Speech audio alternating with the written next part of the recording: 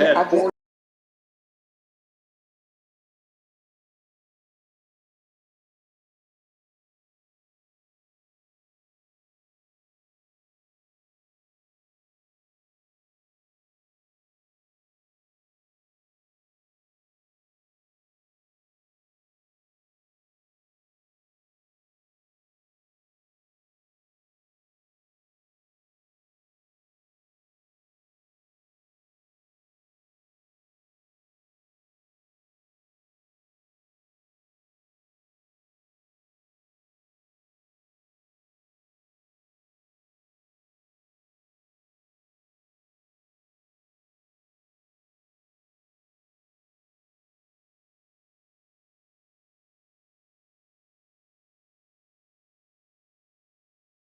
You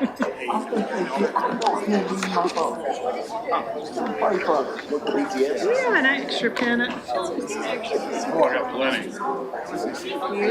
Because I just kept my current version. Good afternoon and welcome to the City of Chattanooga Council meeting for Tuesday, March 17th.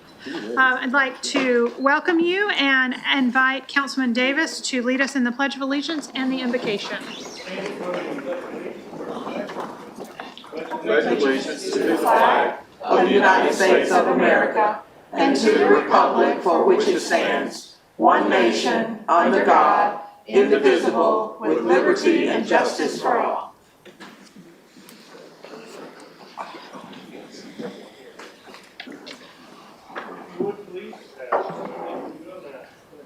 In a prayer. God, we thank you for the opportunity and privilege to serve the people of this great city. Pray that you would give us your wisdom to guide us as we set about the work that you have set before us this evening. Amen. Amen. Can I get a motion on the minutes, Council? So moved. Thank you. Okay, so we may have some folks that are here that want to speak to the council later today. I want to welcome you and thank you for joining us. Your thoughts are important to us, so I want to give you an overview of how our council conducts business each Tuesday. Today is Tuesday. Yes, it is. So that we can make sure that you understand when you will have an opportunity to speak.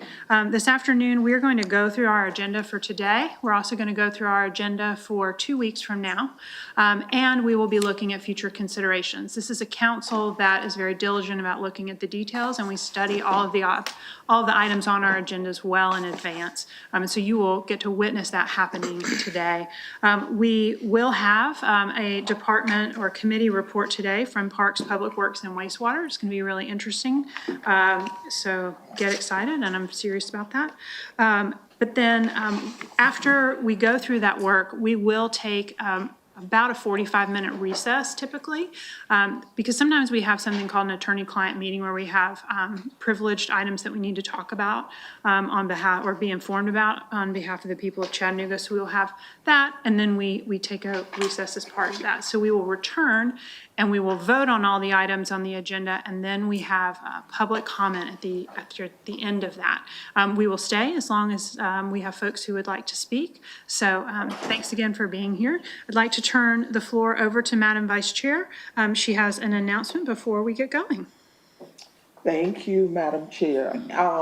I know everyone can see these gorgeous roses, pink roses here that was sent to me from my neighborhood associations from the great District 8. So I am so grateful for my great District 8 family, and I really appreciate it. And you know the color is pink, you already know that. And I am so thankful. So chocolate kisses to that great District 8. Appreciate it. Thank you. Her colors are pink and pink. Yes. Okay. Thank you so much. I am so grateful for the love. All right, thank you very much. Okay, council, let's take a look at this week's agenda, please. We have some ordinances under final reading for planning.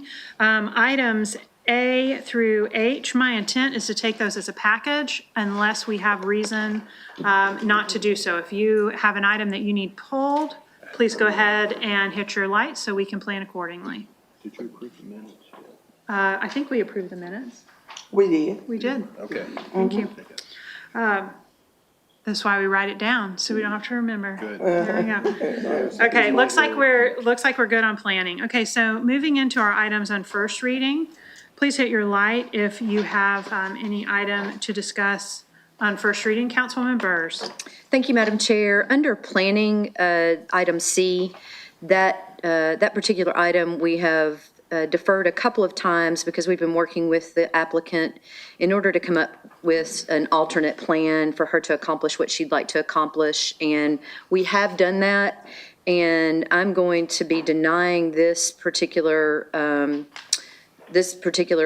amendment to the ordinance because what we have offered her is a solution to what she'd like to do.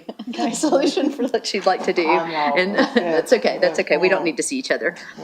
So just wanted to explain that as the reason why I'm deferring it. She's been given the option for a special exception, and she's got some instructions of what she needs to do to follow through to make that happen now. Okay, thank you very much. All right, Thank you. council, don't have any other lights related to ordinances under first reading. Please hit your light if you've got any questions, comments about our resolutions. I do intend to take items B and C as a package. What? I do. You're on Okay. ordinance on first readings, like wastewater? Go ahead, I Councilman do have Park. a question, and this is more of an educational. When we're closing or abandoning a public sewer easement, does that mean that, like, it's in the 1200 block of Northmore Road? Or is that because we're doing something to widen what does it mean in layman's terms? And it's okay, I don't know. It's 14 feet southeast, but are we doing something to make it wider? Yeah, so this is me. I'm Mandy Green, Chief Operating Officer, and I do not have the answer to your question, but I will follow up during the break and get it for you. Okay, and for me, it's just more educational. I didn't even realize You wanted to know if we were widening the road. Well, and I would add, actually, that within that item, if you click that item, you can see the RPA sewer easement abandonment application form in which the applicant makes the request and states the reason why they would like that. So on page 9 of that 10-page document, you've got some information in the drawing about it. Okay, when I click on the link, I'll do that. But as far as educational purposes, is that for widening the road? I will find out, and I'll Okay. get back to you as soon as the break's over. All right, thank you. Thank you. That's it. Okay. I'm just seeing if we can get that answer for you right now.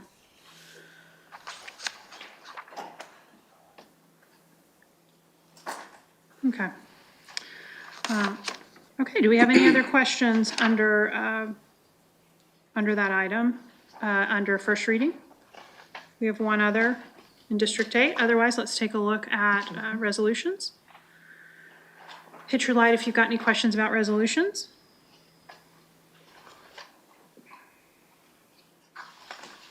Okay, looks like we are good, council. Please take a look at your purchase request for today.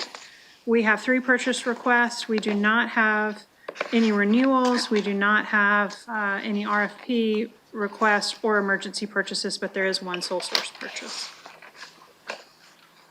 Councilman Elliott. Thank you, Madam Chair. This is for the sole source purchase. I'm trying to get a little bit better understanding exactly what this software is used for in its day-to-day application. I see it's under technology services. It almost sounded like it was a law enforcement thing, but I wasn't sure. Is this the gray key? Magnetic sir. Gray Key Mobile. Yes, this is a request to renew current contract. This software helps us get into iPhones specifically.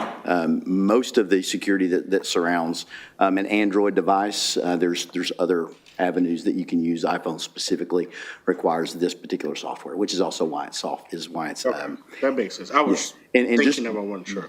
The cell phone is no different than anything else that's private. There has to be a search warrant, and that search warrant has to contain the specific information you're looking for contained in that cell phone in order to use it. Okay, thank you, Chief. I appreciate you. Thank you very much. That's all, Madam Chair. Okay.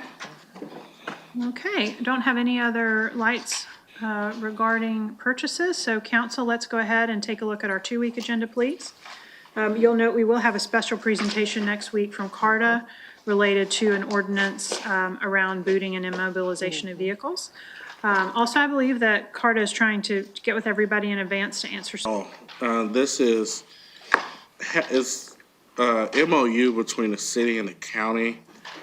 I'm trying to get a better understanding exactly what are we paying for on this one and what technology is actually being used. So this is a resolution authorizing payment to Hamilton County Geospatial Technology. Yes. Councilman, this one refers to the addressing process for the city. Hamilton County owns that process, and they have a mapping system that goes along with it. We have agreed to pay a portion of that so that we can maintain continuity between them and us. So if we want to put a commemorative name on a street or something like that, we would have to contact them to make that process go through. Okay. But we help fund that system. Okay, but it's something we already use? Yes, sir. Nothing we're taking away from? No, sir. Okay, perfect. Thank you. Okay, Councilman Clark. Thank you, Madam Chair. I have a couple questions under resolutions, economic development under B. Okay. And then I have another question, Jay, under parks and outdoors. I'm just not really sure where you are on the agenda. Is that okay? So Just you can we're prepare- bouncing all over the place today. So item B, resolution, economic development. This is authorizing the mayor as designated jointly with Hamilton County into the contract and sale for the Boy Scout And property. I guess my question B is that this, and I know this is in Councilwoman Burrs's district, but part of the total acquisition expense, does that include the closing costs? Are we interchanging terminology here? So I think that it does. Richard, do you know? Yeah, it would include, it's fully It loaded says cost. not to exceed 5,000 for a total, not to exceed the amount. Well, the city will be responsible for half of the total acquisition expense. But in the other part, it mentions that the closing costs, I just wanted clarity. So if the closing cost is 5,000, the city would pay 2,500. So I'm not sure what the closing costs are, but if that were the case, yes, we would split it 50-50 with the county. Well, it says closing expenses not to exceed 5,000. Was that something that was pre-negotiated or? Richard, do you know the details of this regarding closing costs? Sorry about that. Okay. He's been So closer. closing costs are included in that, so it's not to exceed $5,000. We don't expect it to go over that, but yes, we would go in half with the county. They would pay for half, and we'd pay for half, whatever it is. And I guess, Richard, what I'm getting at is that I wasn't sure if there was any other total acquisition expenses other than the closing costs. No. Okay, so it is the closing costs. Okay. And what was the motivation for, are there any intended plans for this 19 acre? Or are we just collecting this property for future intended plans? We're essentially purchasing the property so that we can control its destiny. Gotcha. So Future intended plans. that's Okay. right. There are no plans in the works. It was just us and the county coming together to get it while it was available so that we could control its destiny. So, but there haven't been any discussions for potential occupants that motivated the purchase of this as a joint? There have not been. Okay. And I just wanted to be clear on that because it's a $500,000 property purchase, close to the, okay, thank you, Kevin. Madam Chair, my other question is under Parks, Public Works and Wastewater for Parks and Outdoors. The Brainerd levy is in my district. Monica, are you prepared to answer questions on this? Or who? We're actually going to have a presentation on that. Okay. Do you want in me the to Parks yield? and Public Works I'll Committee. yield then. I'm curious to know, just so you can be prepared, the total project cost of our contribution of $594,000. I'm curious to know how much of the Brainerd levy, like what is actually the infrastructure enhancements, like the details of that, and connectivity to that park recommendation that I've asked to connect the levee to the South Chickamauga Creek. And this was when April was here. Of course, she's not here anymore, but I just wanted to make sure the continuity of those ideas related to these enhancements are included in that, since we're spending quite a bit of money of that on the Brainerd levee in my district. But I'll yield to the presentation. Thank you. Okay? Okay, council, do we have anything else on our 2-week agenda? All right, let's take a look at our future considerations document, please.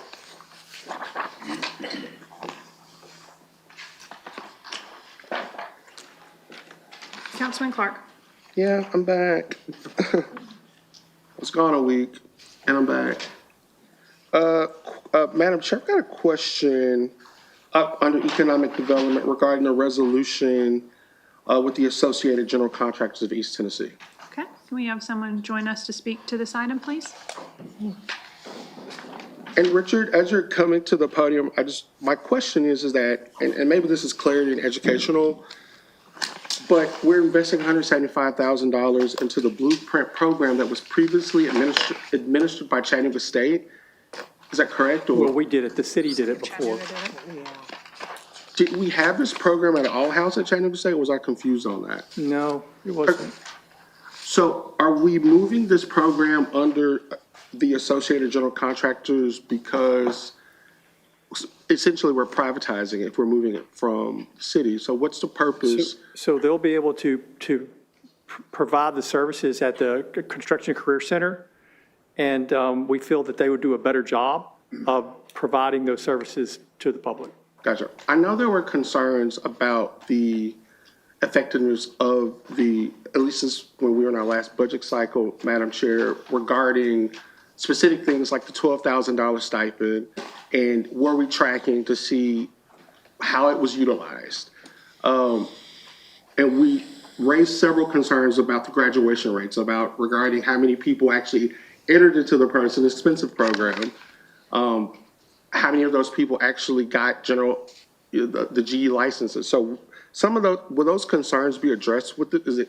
Are we moving to this privatization because they'll do it better as far as like getting those outcomes? And it's just, I guess, worth the investment to even continue the program if we've struggled getting some of those outcomes. Well, we think that they would do a better job, and we would hope that those outcomes would all be successful like that. But what I can do is get all that information for you Okay. and have them answer your questions. I mean, there were several questions regarding this in the last budget discussion, I guess, in June. So I know we have a lot of other economic development priorities, and I'm not sure if this program is yielding the type of results that would be cost effective for us to invest $175,000 in.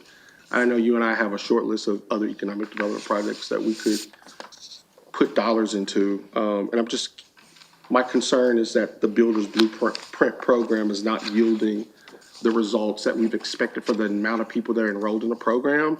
And I'd be curious to see how the Associated General Contractors can turn that around for us. So, Let us get the information and reach back out to you, okay? thank you. Kevin, do you want to add something? If I may, yes. Councilman Clark, you're right, but we did have a robust conversation around this particular topic. If you recall, we had initially proposed a higher level of funding, and then subsequent to that conversation, we reduced it to 175. And this is us executing on what you guys appropriated in that budget. And it's the last time that we intend to do it. We don't intend to continue funding, but we will certainly follow up with ACG to make sure that we have a thorough understanding of the outcomes for this next cohort that they will run. So are you saying this will be the last cohort? It's going to be the last time that we're going to fund it. It's going to continue through ACG funding it and raising money to make it happen. Gotcha. Thank you, Kevin. Welcome. Thank you, Madam Chair. Okay, council, do we have any other questions about future considerations? Okay, seeing none, I would like to hand the chair seat over to Councilman Davis to lead us in our Parks and Public Works and Wastewater Committee meeting.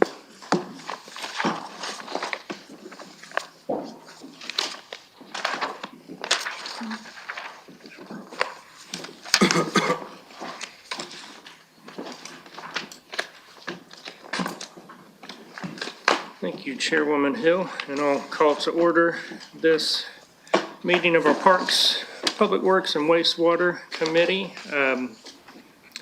Council, could I get a motion on the minutes from our last meeting? So moved. All right, thank you, and the minutes will stand as published from that meeting. So today, all of our agenda items relate to our Department of Parks and Outdoors. So at this time, I'll invite Brian Smith, our interim administrator for Parks and Outdoors, to the podium to get us started. All right, thank you. Thank you, Councilman Davis. Thank you, Council. Again, Brian Smith, Interim Administrator for Parks and Outdoors. We do have two presentations that we will present to you today, one concerning the future of our National Park City movement, and the other one will be concerning the Coolidge Park enhancements as well as the Brainerd Levee enhancements. I also have a couple of guests that I will be welcoming up as well to talk about each one of those particular presentations. But first, I'd like to get into our 50-year vision overall, but the next steps when it comes to the National Park City movement. As I'm talking about this, I'm going to also welcome up Chris Wilson, who is with our Friends of Outdoor Chattanooga group, to talk about his portion of the National Park City movement. But first, before we get into our next steps and year 2 of the National Park City movement, I just want to say thank you. Thanks to each and every one of you that's sitting up here today for the commitment to the enhancement of the city of Chattanooga. More or less, the reason why we receive this wonderful recognition is because of the work that we have done as a city, as a community, and also with our partnerships with our and as well as our nonprofits. Also, just allowing folks to come up and express their opinions. I have enjoyed, in many cases, where people have stood at this particular podium and have mentioned, should we do this or should we not do this because we are a Chattanooga National Park City? And I think that's an important thing to hear because that gets us overall thinking of our future as we move further down the road here for the city of Chattanooga.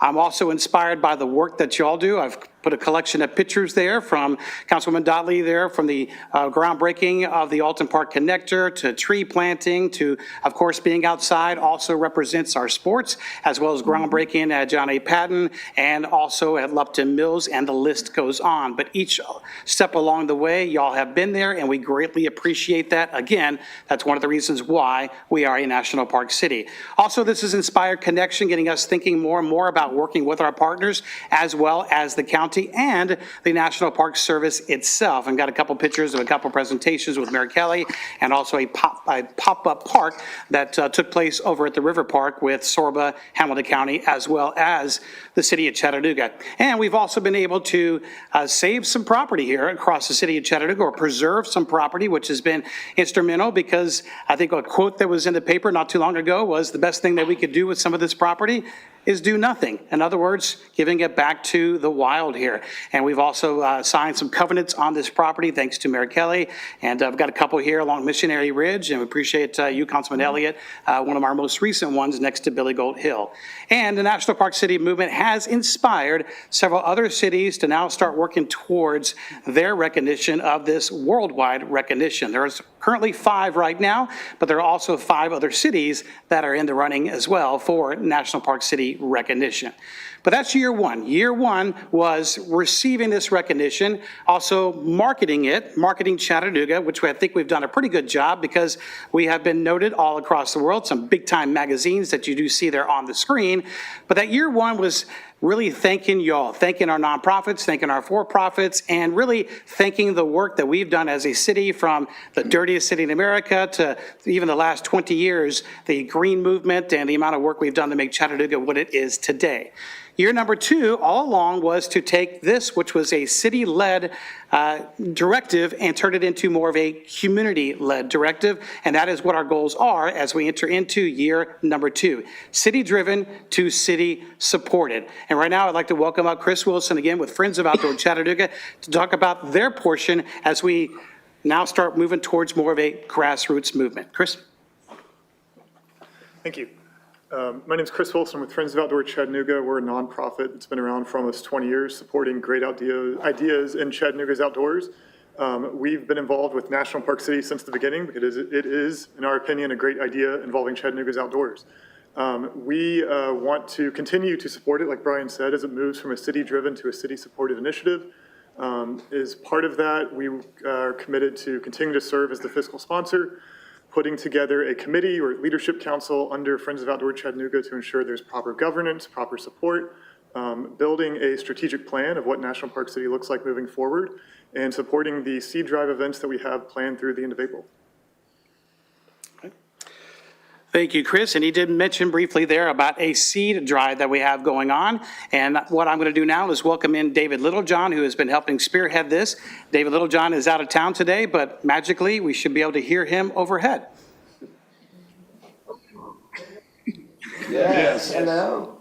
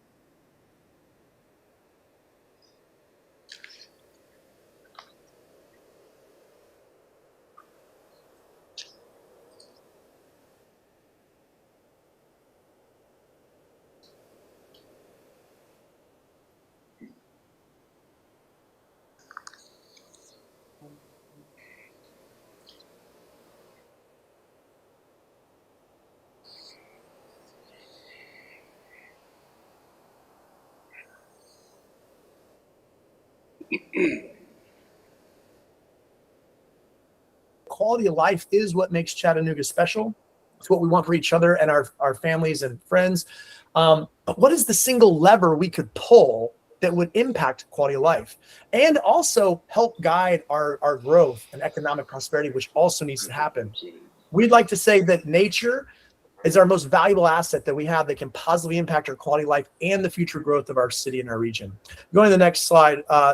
So what most cities do is they value their growth, and in doing so, they erode their value and erode quality of life. And now is the moment with National Park City, and as all of us together, we get to say, look, if we treat nature as our most valuable shared asset, we get quality of life and we get economic prosperity. We know the physical and mental health benefits, peace, calm, safety, green spaces are statistically safer spaces. You get beauty, you get wonder, you get awe. The tourism, the events, the festivals, attracting new businesses and people and jobs, positive national news and attention, and becoming world leaders as a national park city. So this is a moment where we can decide to truly focus on this very unique asset that's only going to become more rare. And you're also going to hear as we talk that it's important that this is a shared asset. This is something that we all get. And so the mission of National Park City is to lead the world in improving the quality of life for all of us by treating nature as our most valuable shared asset.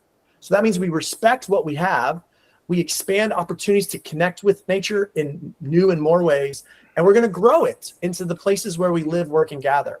And we'll do this now and for generations to come. And this is our simple blueprint that can guide us. And it's very important that this is a nonpartisan, non-politicized message. This is something we can all agree on, because when you sit down with really anyone, about 80% of us agree on what kind of life we want to live. And we believe this can be the guide.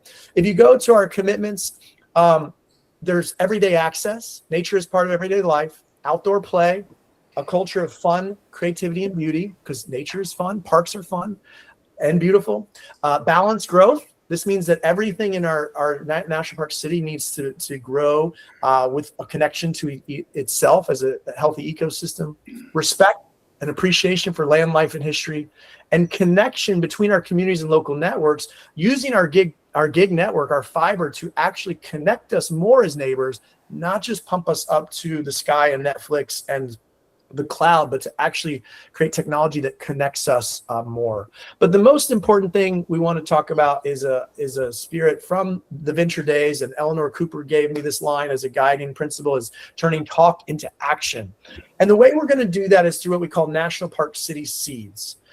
So seeds are they're very unique. It's not just a clever way of calling an idea seed. Seeds are place-based. They're actionable, repeatable projects that require collaboration from many groups. And the best part about a seed is once it's planted and we learn from it, you can plant that seed in other places. And so once we have seeds, whether they're backyard community gardens, bike corridors, housing experiments, neighborhood networks or apps, we can basically learn from that seed and then allow other communities to plant that. And if you look at the qualities of a seed, we're going to teach civic entrepreneurship at a 5th grade level. And my hope is that even every 5th grader is able to start planting seeds because they understand nature and how nature works. We're going to have a great idea that has a gardener who's responsible for it, a soil of where does this seed go? What is the community like? A seed needs water, which is funding and resources. It needs sunlight, which is your community energy. It needs roots, which would be an established organization coming along to support it. Mentorship through a guide or an expert. And then an expected harvest. What can we expect? So what you're going to see is at National Park City, we're going to talk about everything as seeds on this next slide. And that means that we have a place to meet in the middle between our nonprofits, our community, supported by our city and our county, and talked about and promoted by our National Park City, where we can have ideas that now we can organize around and have everyone a seat at the table to have true collaboration. And we think about seeds as pilot projects. If it works in this neighborhood, well, then maybe it'll work in the next 5 that we try it in. And then we could spread that to the next 20. And a couple good examples briefly of this. One that two of you I know are familiar with is this Hawthorne School Path that was recently done. This was a true collaboration effort between Highland Park Neighborhood Association, Greater Chattanooga Realtor Association, Unfoundation, C&E, Urban Society, Two Bikes, you know the rest. And they came together and solved this safe passage, this safe trail to a school.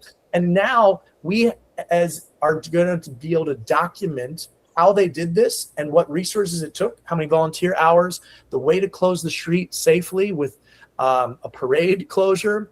And other communities now can plant this seed and do this same thing. And we want to be the organization that allows for this collaboration and then exports the knowledge to the others. You'll see this next example, a community garden is a great idea, but land is expensive and we can't dig on public property. But through the Parks Department, we figured out how to collaborate with nonprofits and allow for on a park at East Lake for a nonprofit to have a community garden through raised beds. Once this successful pilot works, we can now say, what are the next 3 parks that we try this in? And when that works, we can go into the future where we might have a community garden in every park because we've tried it and we know what works. And that leads us to what our next step is the National Park City Seed Drive. We're calling to get 100 seeds, which can be, simple and small to something the size of the aquarium, to be honest. We want to dream big. 100 of the best seeds from around our region, which is the city, the county, and a 50-mile radius around our city. That's our footprint. We want seeds from all parts of that.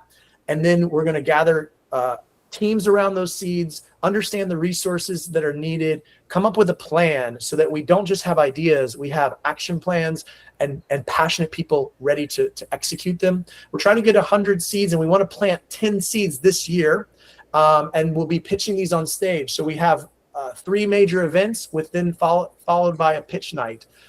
We had our kickoff. We're doing our library workshop on the 25th of March.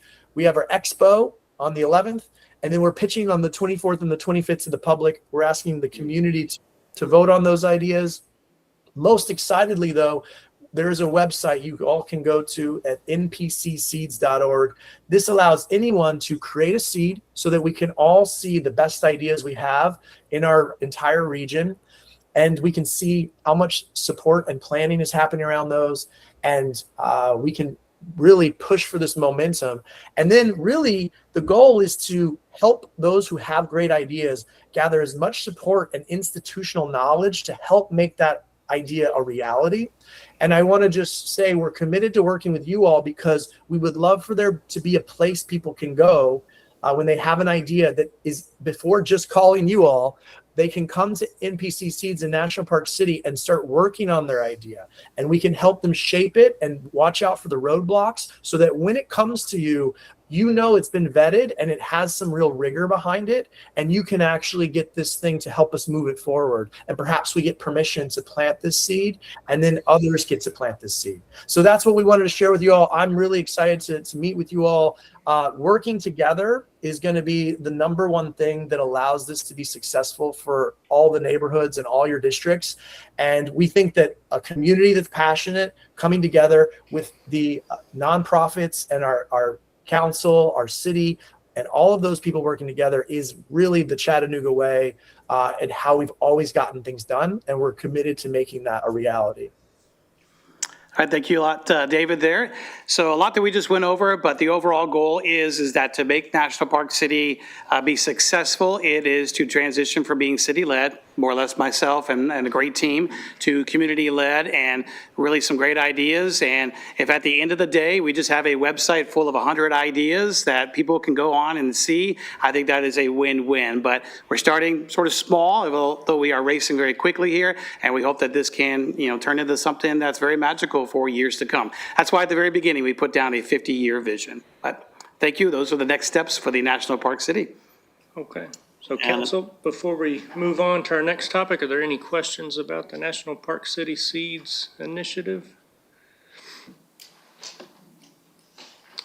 Don't see any lights. So thank you for that information. We will switch gears now. Thank you, David. We will hear about the TDEC and Arise grant opportunity for Coolidge Park and Brainerd levee improvements.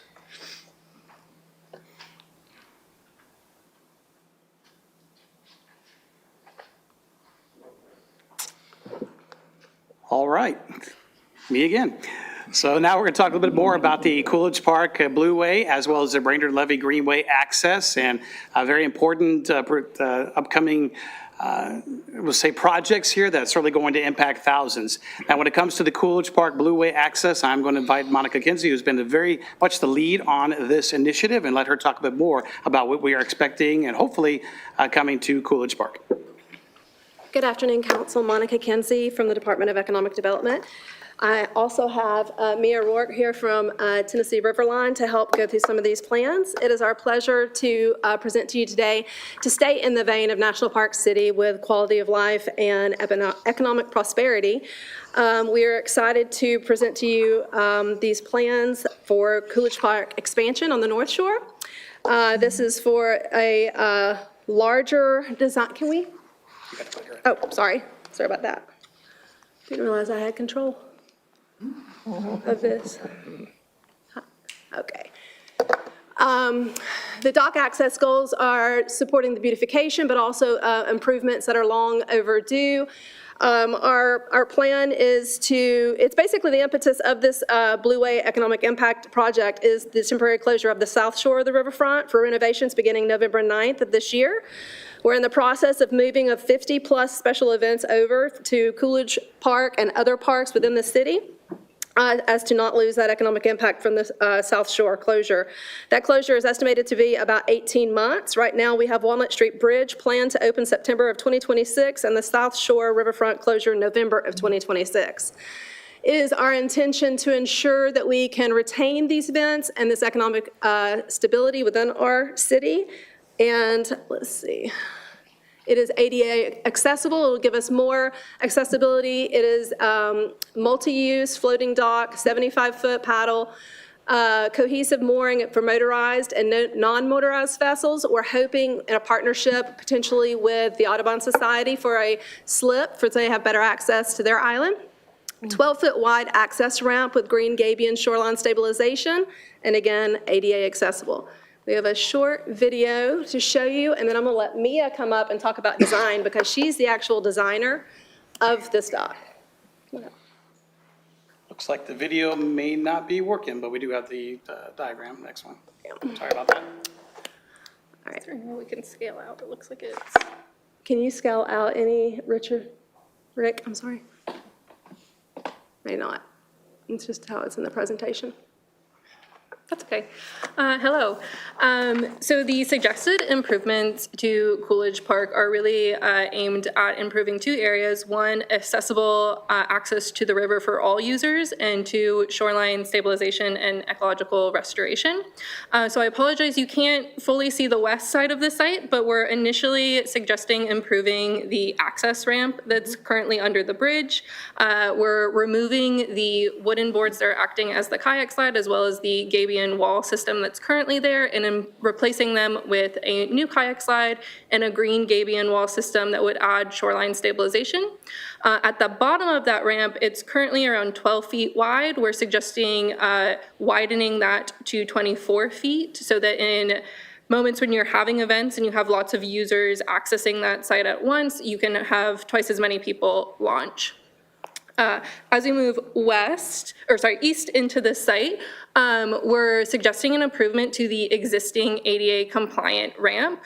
Currently, it has a switchback that is very difficult for people in a wheelchair to access the ramp with. They cannot have their kayak behind them as they traverse that. So instead, we're suggesting moving the gangway ramp up. So still keeping the existing top portion of the ADA ramp, just moving the dock system up there. The dock system itself is 675 feet long and offers 4 different user types. It has 2 ADA kayak launches, a 100-foot low-profile section for rowers, a 200-foot section of fishing pier, and then 6 boat slip docks.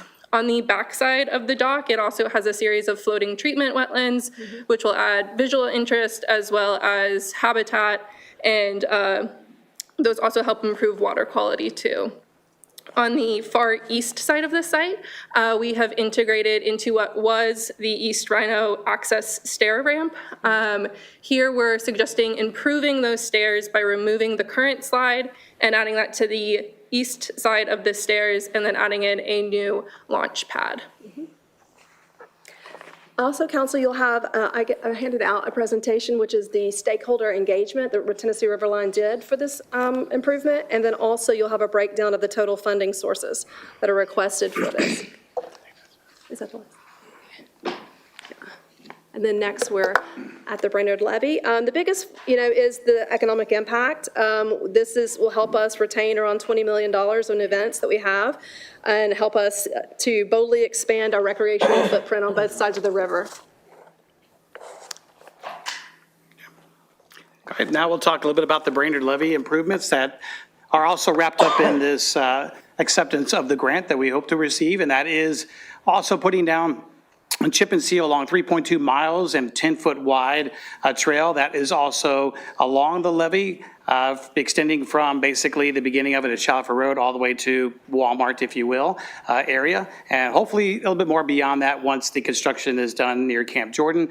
This is also going to be a valuable connection from the Ramsey Center that will allow the community to walk up to the levee from the Ramsey Center area, and we'll also put chip and seal along that particular pathway, as well as that being a 10-foot wide trail. Tactical warning strips and accessible wayfinding signage will accompany this. We need to make sure people know exactly where they're going, and because there is an elevation change from where the Ramsey Center is into the top of the levee, we'll make sure proper signage there does address that elevation change. Again, approving the flat levee crest. This is certainly going to be something very much beneficial for walking, cycling, jogging, and also wheelchair accessible use, and then access to thousands in the Brainerd community and beyond. And on top of that, there'll be extra parking that's available there at the Ramsey Center. Councilwoman Burtz asked for a video last week, and I promise you I did make one. I'm not sure why the videos are not working. However, each one of y'all do have access to the presentation that shows both the rendering of the Coolidge Park dock as well as the video here. If you can envision, there is a pathway that's right beside the Ramsey Center that was allowing us access to the levee. Right now, it's not in very good shape. It's got some potholes and obviously some areas and ruts and things like that need to be improved. We will flatten that out. We'll provide chip and seal along that. And then as you get a little bit closer to the actual levee itself, you can see a bit of a curve there, and we will continue to level that area out. And then as we climb up towards the levee, we'll continue with the chip and seal to make much easier access to the levee. So again, this particular project does start right there next to the Ramsey Center in the parking lot, more or less in between the tennis courts and the Ramsey Center itself. And then we'll guide yourself through some pretty woods there, and then make their way up towards the levee. And again, this will be wheelchair accessible and also continuing to improve the levee itself. Now, overall, the funding and the timeline, what we are asking for the City Council to approve is the acceptance of the TDEC grant, along with some matching funds from the City of Chattanooga that will match a RISE grant that Tennessee River Line is also currently applying for. If awarded, the timeline for the Brainerd levee is roughly around 12 months, and as Monica mentioned, for the Blueway access, roughly around 18 months.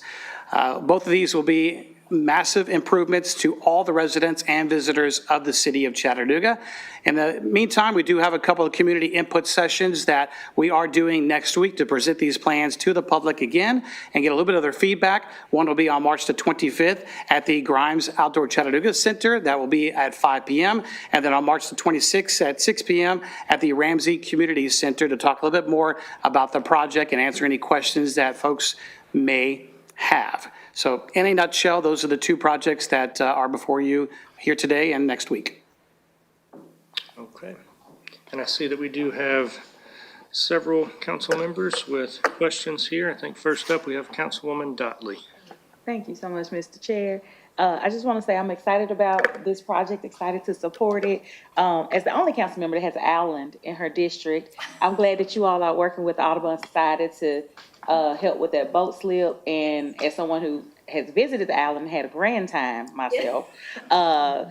They are desperately needing that dock access, that public dock access, so more people can learn about the island and the conservation efforts that are there. So listen, I was listening to your presentation, but then I heard McClellan Island and Audubon Society, and it made me so excited that we care about all of Chattanooga. That's a place that people kind of overlook. You just ride over the bridge, you don't pay it much attention, but it has so much historical value, and this is something that they really do need. So I'm excited about it, and of course about all the other things too. But that has made me Absolutely. This will be a much shorter distance for them now. They're currently, I think they have access to a boat over by the Edwin Marina, but this will be much closer. And yeah, we look forward to the progress in McClellan Island. Yes, and we need a public docking system. We're right on the river, and I don't believe we have one. People just kind of move and shake around the river how they can. So to have a public docking system there for public use is just phenomenal. So just thank you for the work you are doing. We really appreciate it. Thank you. Yes. Thank you. Thank you, Mr. Chair. Okay. Next up, we have Chairwoman Hill. Thank you, Mr. Chair. So both of these projects are interesting, and I see how they have the potential to add value. I have to say, I feel like I have minimal context on this. Like this, all of a sudden this came out and suddenly we're talking about how we're closing the south side of the river. We're talking about losing events and needing to move events. This is in my district. This is the first time I've heard about it. Are we moving head of the hooch across the river? Is that what's happening? Like, all of this feel like, is this a parks presentation? Is this economic development? Has there been a conscious decision by the administration to make parks economic development? Like, I know that I come here every week, and yet I turn to my neighbors and I'm like, what is this? I don't know what this is. Rivertown's never heard of it. Maybe we approved something a year and a half ago for a study. So can you answer some of those questions so that I can stop feeling a little discombobulated and start really digging into the actual questions? Also, otherwise, there's public meeting next week. It's a 1 week out. Do we do this on everything? I can't go. Anyway, go for it. This is actually a project that started as the impetus because of the South Shore renovations. And yes, we are looking and working with Head of the Hooch to move them to Coolidge Park, but that's not for this year, that would be for 2027. And so what we're trying to do is prepare for all of these events so that we have a place to host them in 2027 while the South Shore is under construction. So the South Shore, please say again, when is the South Shore scheduled to be closed? And this is for the rebuilding of the park, right? Correct. That is November of 2026 this year. November 2026. After the Hooch this year. Okay. So the Walnut Street Bridge will reopen and then we will close this other side of the river. We are playing musical river fronts. And so this has been part of overall planning. This is a grant opportunity that if we receive this grant, this is how you propose that we move forward with the funding stack as provided. Yes, ma'am. So within the funding stack, TDEC match, we've got two different TDEC matches and asks. Can you walk us through those 4 line items, please? 2 and 1. Were they just separated by? They're separated by project for clarity. Okay. So the TDEC grant is the same, it's one grant, but it's for 2 projects. Okay. The ARC grant is just for the, ask is just for the dock. And we color coded which was ARC and which is city. Okay. Does that help? The dock, will it be considered a permanent dock or a temporary dock in terms of quality and installation? Permanent, but it is floating, yes. Permanent floating dock, okay. And it's modular to be added to for additional events that may come down. Will the public be able to use it outside of events? Yes. Okay. Okay, and what's going on with parks and economic development? Fill me, is this an intentional organizational shift? Just help me understand the view from the administration and if this is just, what is happening? Yeah, before Kevin does walk up here, I will say this has been a project that we have worked on together for a very long time. Correct. To the point that where we are now before we did have the shift that Kevin will talk about. So that's a little bit about why we're doing this together. When you say with we are together, you mean the two of you? you Parks and and- Outdoors and now we working with economic development. Wait, what? You spoke up. I'm sorry. Parks and Outdoors has been working on this when Monica was with us up until just a couple of weeks ago. So that's why we're presenting this together now and why there might be a little bit of that confusion. So, but we have been working on this together as Parks and Outdoors Department for the last several months. And then recently, Monica moved over to Economic Development, which might lead to some of the confusion. And Kevin can speak to that. Okay. Sure. Can I just first rewind real quick and say that there have been a lot of conversations around trying to solve for some of these challenges associated with the revitalization of the South Shore. And so this is a little bit of a happy kind of like intersection of this project and these funding opportunities becoming available with that project in view. We think that there is an inherent public benefit to doing it, but that's kind of just icing on the top. So that's how all of that kind of intermingles. But with regard to the arts and creative economy functionality, which has historically resided inside of parks, we have not formally moved them over in the budget. That's going to be part of the budget proposal that we're preparing to bring forward to you guys for consideration for FY27. Right now, we have physically relocated them and to get them working, them being Monica and her team, to get them working a little bit more hand in glove with economic development. But as Brian indicated, there has always been, will continue to be a lot of overlap between parks and economic development along this intersection of arts and the creative economy. Okay. All of that makes sense. Just when we start going 60 miles an hour with the presentation, we don't have context. I have to catch up. With regard to the South Shore, my guess is you probably had a lot of conversations with Councilwoman Dotley from District 7 because this is on the South Shore and it's going to impact her district in that way. I represent the North Shore, and 100% those two go hand in hand. So I'm even on the River City board, and I had not connected the dots that the South Shore was going to close on in November, and that we would need to relocate those. So this is a plea for better communication on all of this, please, because I know from my perspective, thinking about my regular meetings with the North Shore Merchants Collective, we can work together better than working siloed. So thank you very much. There is certainly a comprehensive communication strategy that is being worked on with respect to the closure. You're right, we got a little bit ahead of ourselves with this particular presentation, I think, with that dimension, so we'll do better on that front. But we certainly will approach the closure of the riverfront in the same way that we did the Walnut Street Bridge to make sure that we're just blasting kind of the dates and the workaround plans and everything related to it when the time comes. Thank you. That's all, Mr. Chair. Okay. Up next, we have Councilwoman Burrs. Thank you, Mr. Chair. I just have one quick question about the levy. Will the enhancements include new signage? Yes, ma'am, it will.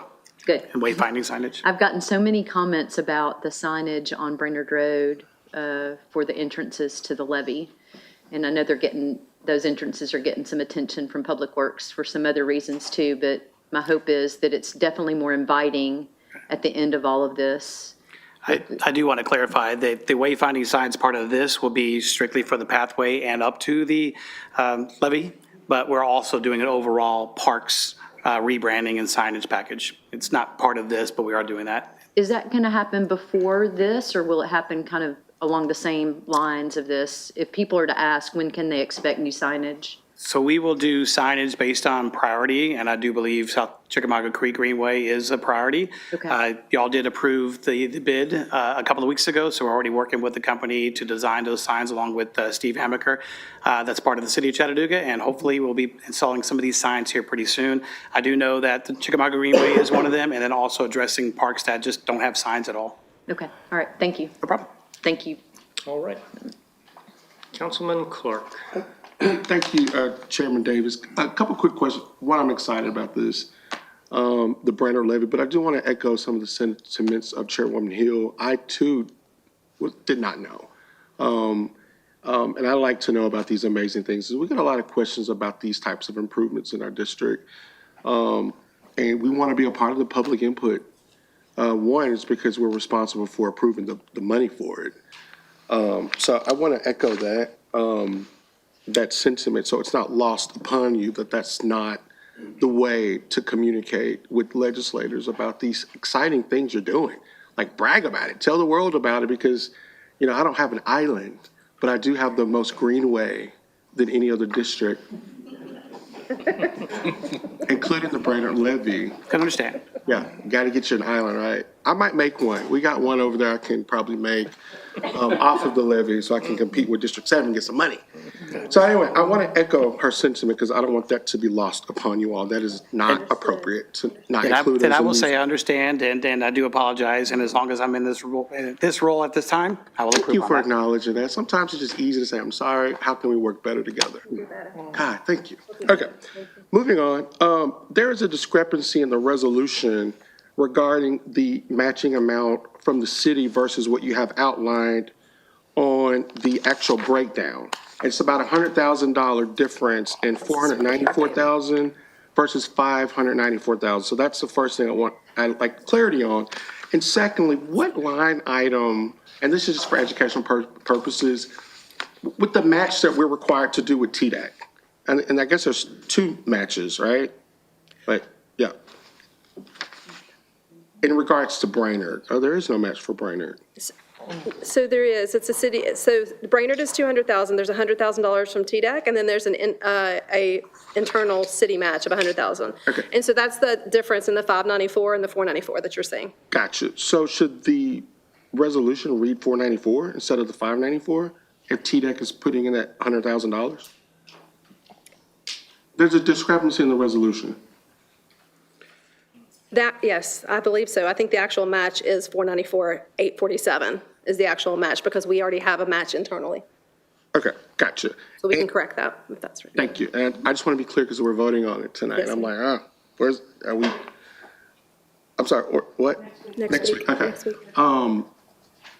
Okay, so that's good to know. But also secondly, as far as the access, because in previous conversations I had with your predecessor regarding the connectivity of the Ramsey Center, there were talks about, we're a national park city, right? You guys love that designation, but not all of us have parks, including in that area.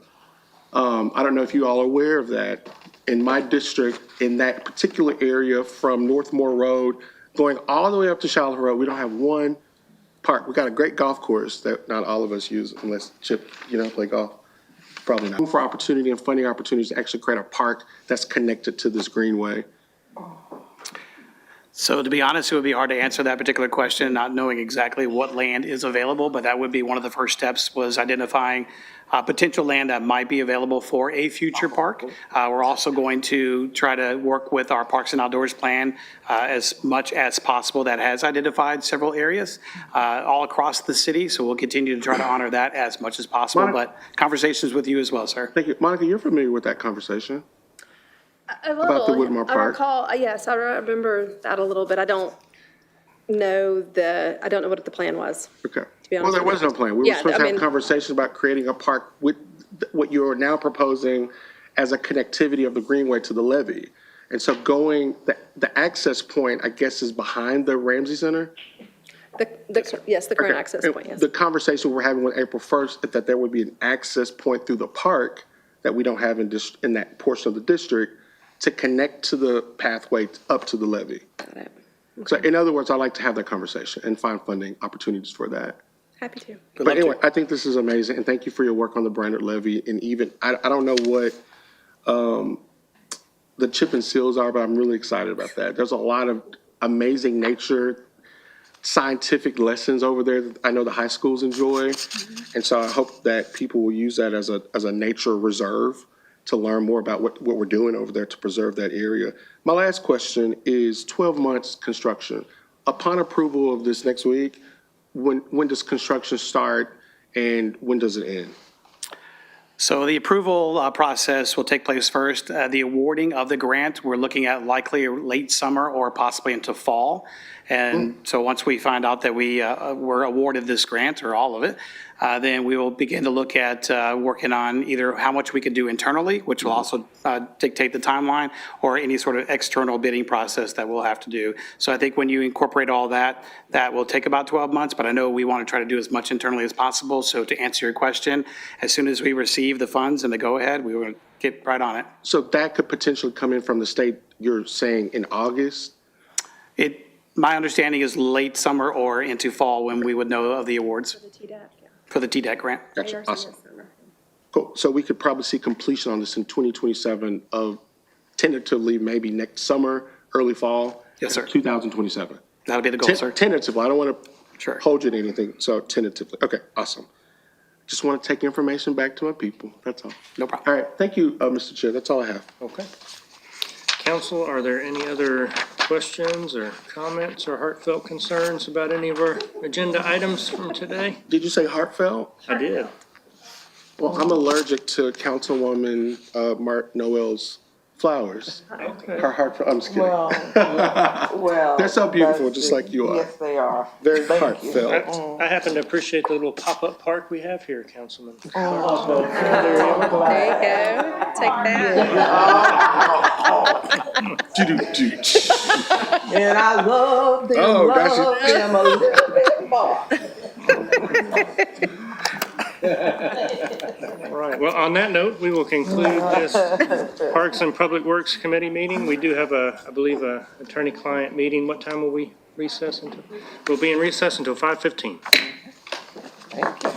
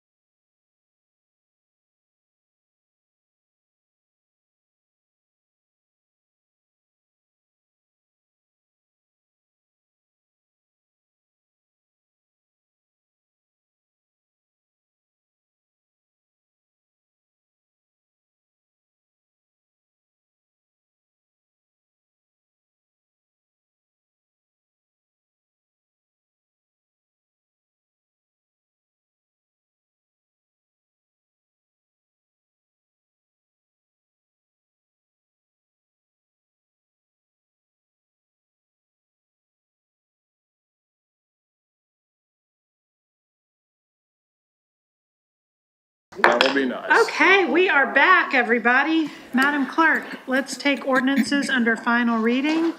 Items A through H as a package. Sit tight, everybody. Nicole's got a lot to read. Item A, an ordinance to amend Chattanooga City Code, Part 2, Chapter 38 zoning ordinance as adopted by ordinance number 14137 on July 23, 2024, Article 4, uses, Table 38, 41.1, use matrix, and Section 3842, principal use standards to revise terminology from adult use to adult-oriented establishment. Item B, an ordinance to amend Chattanooga City Code, Part 2, Chapter 38 zoning ordinance as adopted by ordinance number 14137 on July 23, 2024, Article 4, uses, Table 38, 41.1, use matrix to add drive-through facilities as an accessory use in the INST institutional zone. Item C, an ordinance to amend Chattanooga City Code, Part 2, Chapter 38 zoning ordinance as adopted by ordinance number 14137 on July 23, 2024, Article 14, administrators, Section 3872, notice. Item D, an ordinance to amend Chattanooga City Code, Part 2, Chapter 38 zoning ordinance so as to rezone property located at 2149 West Shepherd Road from RN2 residential neighborhood zone to TRN3 traditional residential neighborhood zone, subject to certain conditions. Item E, an ordinance to amend Chattanooga City Code, Part 2, Chapter 38 zoning ordinance so as to rezone property located at 1010 East 3rd Street from CN neighborhood commercial zone to INST institutional zone. Item F, an ordinance to amend Chattanooga City Code, Part 2, Chapter 38 zoning ordinance so as to rezone property in the 700 block North Greenwood Avenue from RN15 residential neighborhood zone to RN13 residential neighborhood zone. Item G, an ordinance to amend Chattanooga City Code, Part 2, Chapter 38 zoning ordinance so as to lift condition number 1 from ordinance number 13576, a previous case number 2019-0133 on property located at 1305 Anderson Avenue, tax map number 146JD012, only, subject to the following conditions shall remain. Item H, an ordinance to amend Chattanooga City Code, Part 2, Chapter 38 zoning ordinance so as to rezone properties located at 2212 Bailey Avenue from RN2 residential neighborhood zone to TRN3 traditional residential neighborhood zone. Thank you, Madam Clerk. Council, can I get a motion? Thank you. We have a motion on the floor to approve items A through H with a proper second. Do I have any questions or comments? All in favor? Aye. Opposed? Motion passes. Trying to go a little slow. Give you a minute. Yeah. All right. Ordinance is under first reading. Item A, please, Madam Clerk. An ordinance closing and abandoning a portion of the unopened right-of-way in the 1800 block of East 21st Street as detailed on the attached map subject to certain conditions. Council, can I get a motion? We have a motion on the floor to do what? To approve with a proper second. Thank you. All in favor? Aye. Opposed? Motion passes. Item B, please. An ordinance closing and abandoning a public sewer easement located in the 1200 block of Northmore Road, tax map number 147 KC045, beginning 14 feet southeast on MH number S147N205, then southeast approximately 98 feet to a point approximately 359 feet from MH number 147N005 as detailed on the attached maps.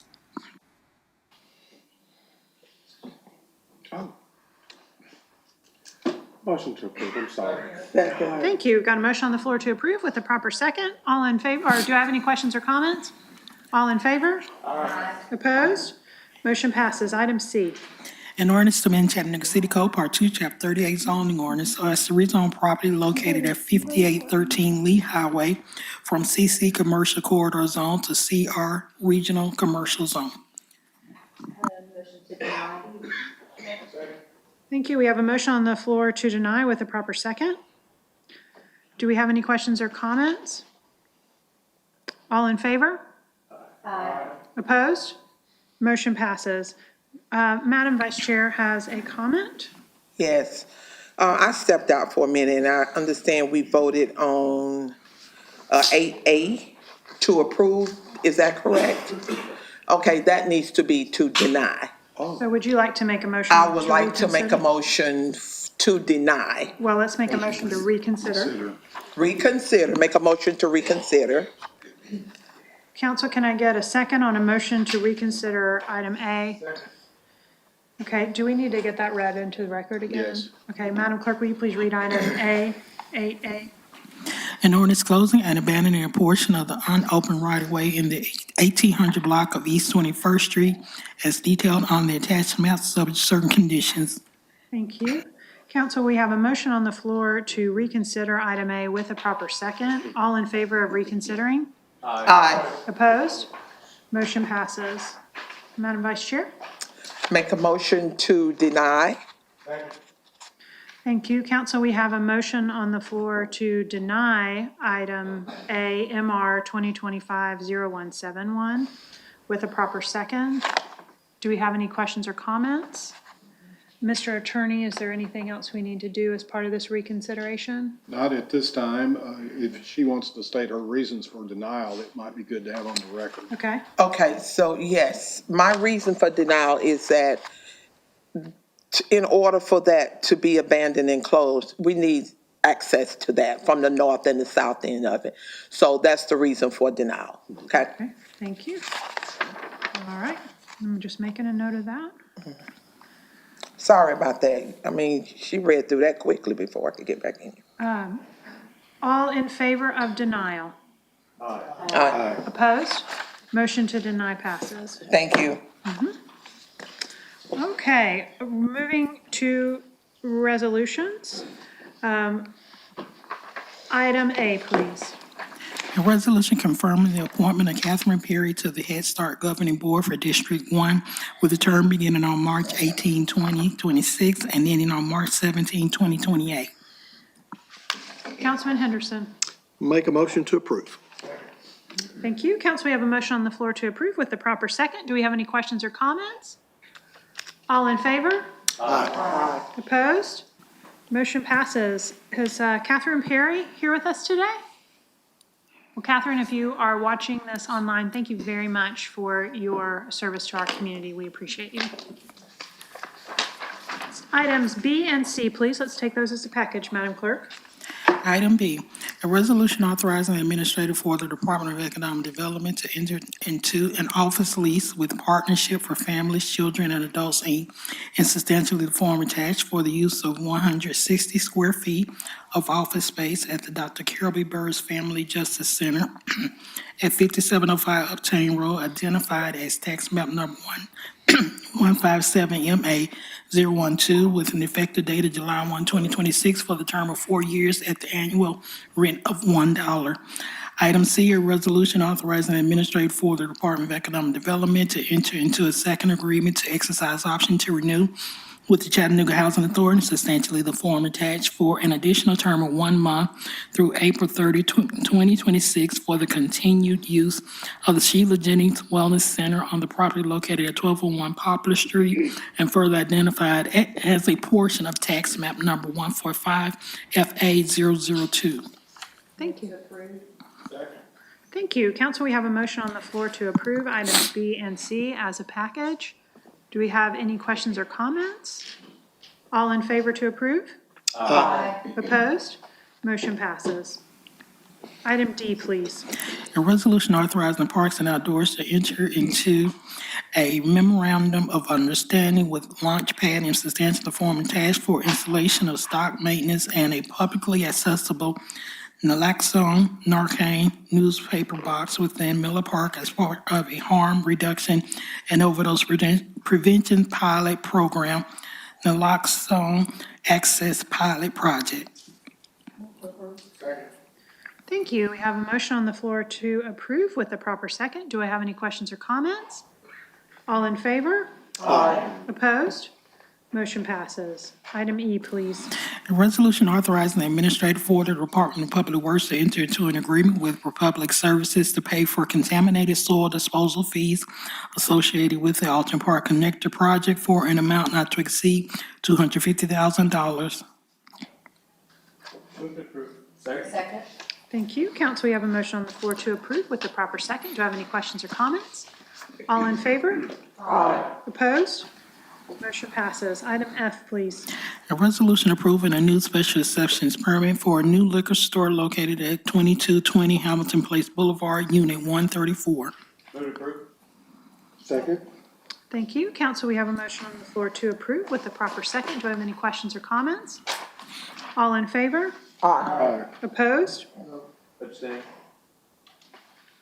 Sounds like we've got 1 no, 1 abstain, and 7 yeses. Motion passes. Thank you. I'm going to make a note of that real quick. All right, moving to purchases.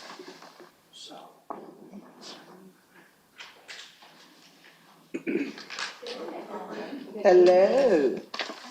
Three purchases recommended for approval this evening. The first one is for fleet. This is year 4 renewal. Pandora's European Sports has requested a 1.4% increase due to manufacturer increase in shipping costs. The annual limit will be $250,000. Number 2 is for Public Works. This is year 3 renewal. Pavement Technologies is requesting a 2.5% increase due to the increased cost of materials. The annual limit amount will be $543,000. Number 3 is for wastewater. Wastewater is requesting an increase of $250,000 to PA 100263 to cover additional repairs until August 5th, 2026. The annual limit amount will be $395,000. Thank you. Council, can I get a motion? Second. Thank you. We have a motion on the floor to approve these purchases with a proper second. All in favor? Aye. Opposed? Motion passes. I have one sole source purchase to report. This is for technology services. Magnetic Gray Key Mobile Forensic Tool Software License for Police Department.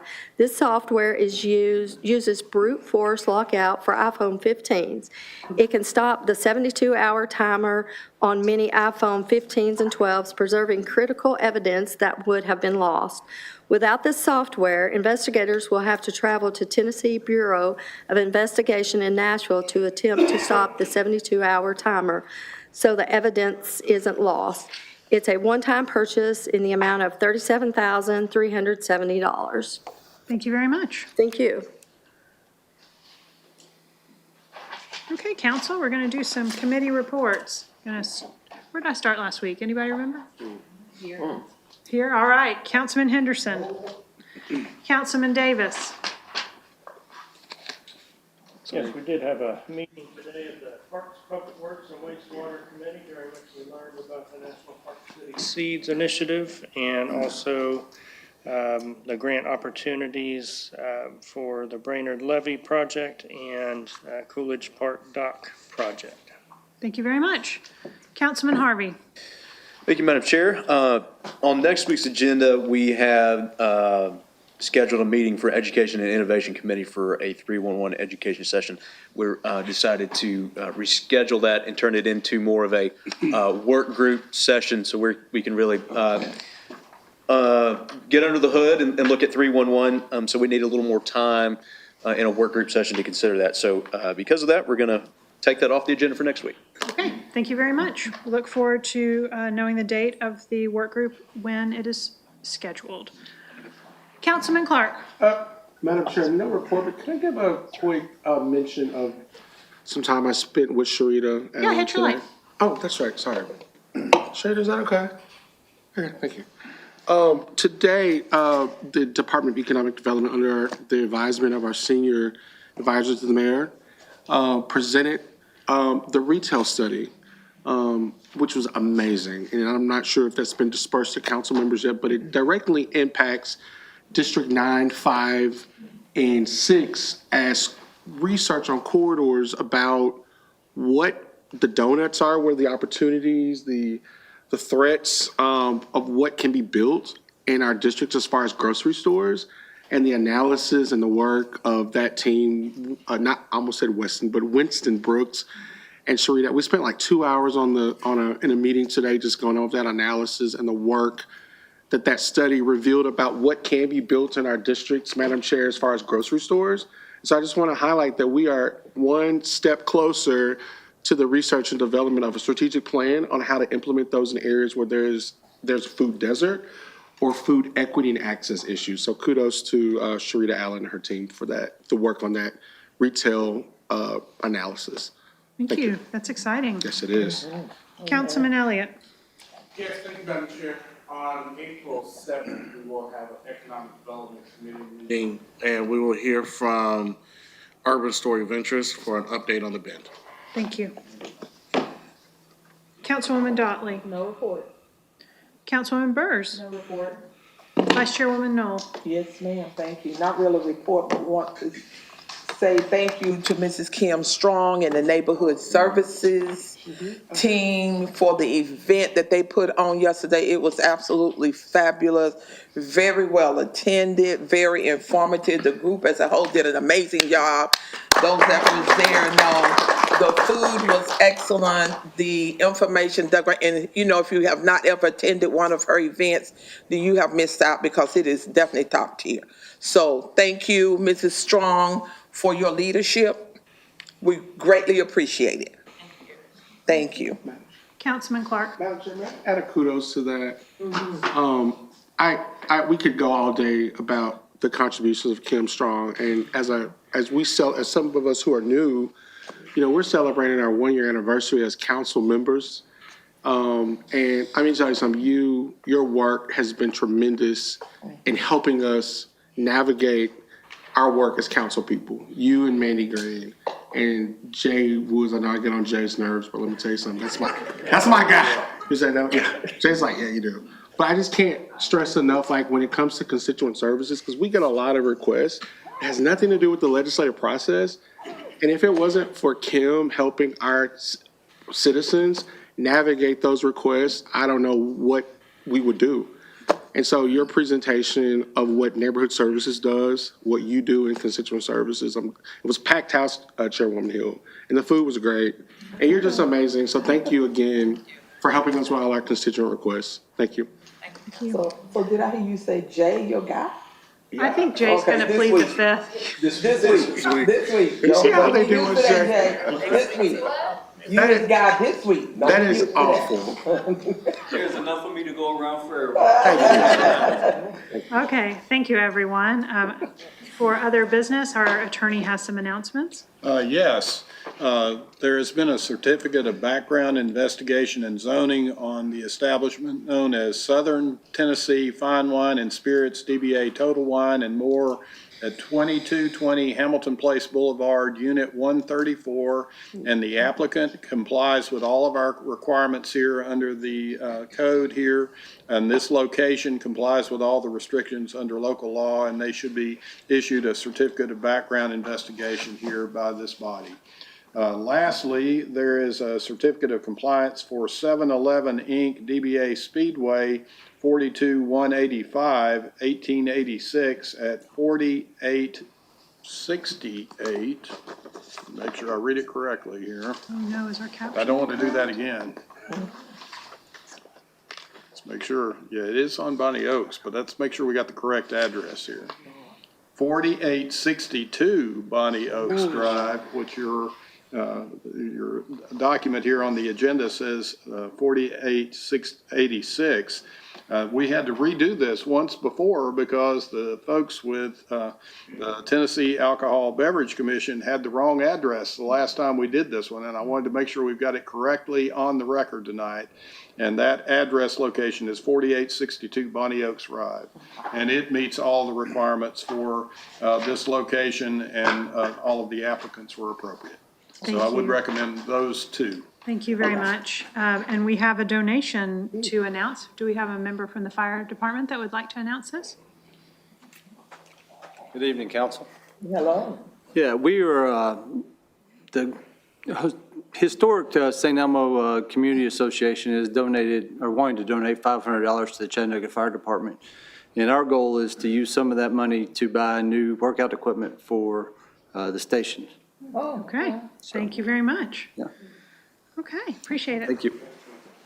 Okay, council, we and everyone here, we have reached the point in our meeting where we are happy to recognize folks who are here that would like to address the council. If you are here and you would like to address the council, please go ahead and line up behind the podium and listen while our attorney reads the rules. Yes, ma'am. Okay, got folks coming. All right, at the end of each council business meeting, the chair will recognize members of the public who wish to address the council, and here's your rules.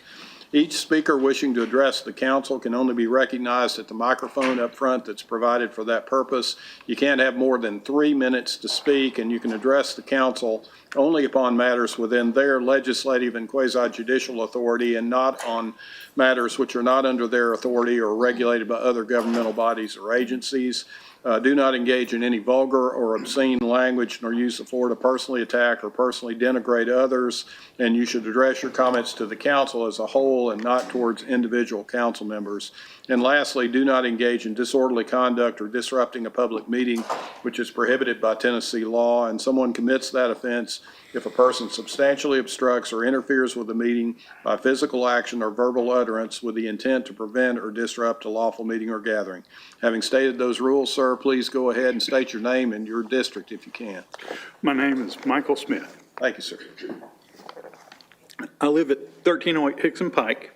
All right. I'm here to address the upcoming plans on Hickson Pike's traffic intervention. I applaud the city, the mayor, and the Public Works Department and the council here for trying to get something done about the safety in that area. However, the current plans are missing a major issue, and that is the northbound lane on Hickson Pike is basically a drag strip. And right now, it is a 2-lane road from Dorchester all the way, and your option C is bringing it 1 lane the other way. I'm saying we need to do 1 lane northbound as well.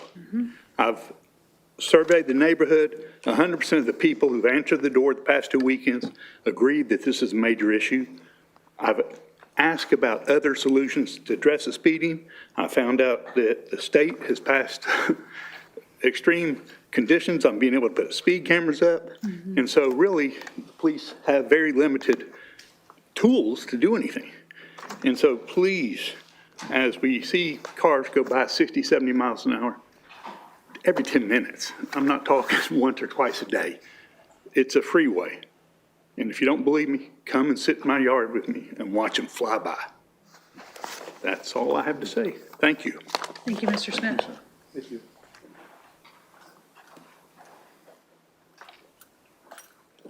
Good evening. Good evening. My name is Shirley Moon, and I'm not quite sure everything you quoted, attorney.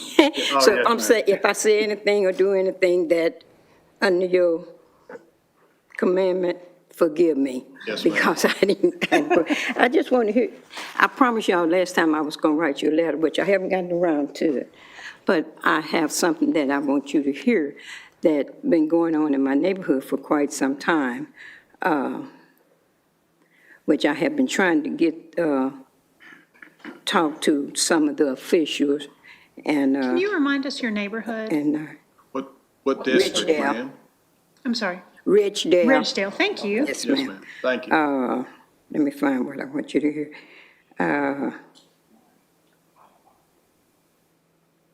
Oh, mercy. Okay. Be patient. Okay. We have a councilman who also struggles with his electronic devices. Oh, mercy. Chip Henderson. Don't tell me I done lost it. Okay, this is something I have been trying to get in touch with the different members of the city and the county, and it's one person that I got in touch with, but it'd been quite some time. And when I reached out to him, he reached back out to me. Okay, oh, I forgot I put this on silent. Returning your phone call. Wait a minute. I hope you're doing well. Love your message, by the way. And if you want to give me a call back, my office is 643-5111. Just give me a shout back, and I look forward to talking to you. Take care. Bye. Tuesday, 10:05 a.m. Miss Moon, this is David Roddy with the Chattanooga Police Department. I was just returning your phone call.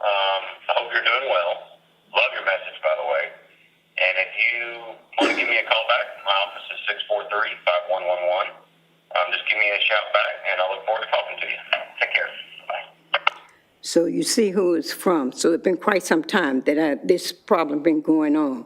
And every time I tried to call him back, whoever to answer the phone, I don't know if my telephone number pop up and say, do not send her through. It's been quite difficult to have a conversation with any of you all, the county or whatever. But he was nice enough to return my call, but when I tried to return the call back to him, I have been unable to get in touch with him. And like I said, I will be writing that letter to you all because this has been going on for quite some time. I thank you. I appreciate. So if I did anything wrong, attorney, forgive me. No, ma'am, that's fine. Thank you. Thank you. Did you want to say anything? It's not my district, it's law. Oh, okay. Okay, Councilman Elliott. Ma'am, can you stay behind? You're in my district, and I'm not sure exactly what your problem is, but let's see if we can figure it out before you leave, okay? Chief, could you hang back too? Thank you, ma'am. Terrific, okay. Is there anyone else who's here and would like to speak to the council? Council, I don't see anybody else who is here that would like to speak to the council. Second. Thank you. We have a motion on the floor to adjourn with a proper second. All in favor of adjourning? Aye. Opposed? Motion to adjourn passes.